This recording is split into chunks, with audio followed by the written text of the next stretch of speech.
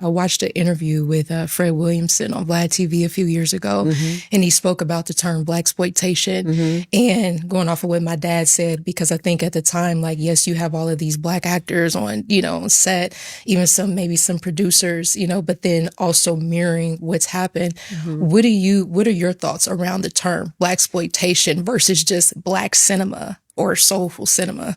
Yeah.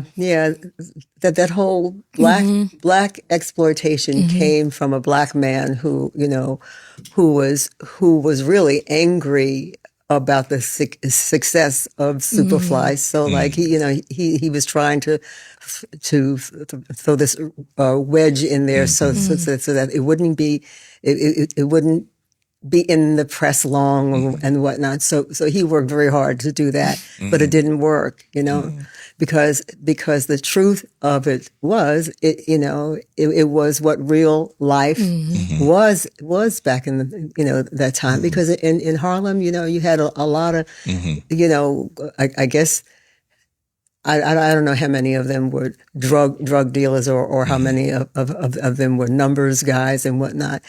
But it was a way of, of life and whatnot. But they were very colorful. Yeah, colorful. Very colorful, because there was a place, I don't know if you've ever heard of Small's Paradise. In Harlem, there was like one place called Small's Paradise that a lot of people would come and perform, and sing and such and whatnot. And so my girlfriends and I, when we got off of work, like we said, let's meet up at Small's Paradise. Okay, great. And we were square, really. And so we were watching who walked in the door or who drove up, because the men would have mink coats all the way down to the ground.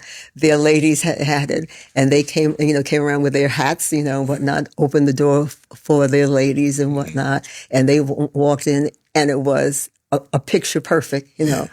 They walked in and they were proud of like who they were and such and whatnot. And I thought, this is interesting. So I didn't really look at it from the standpoint, well, were they pimps, or what were they? I looked at how colorful it was and how they felt powerful. Yes. OG Network, classic material.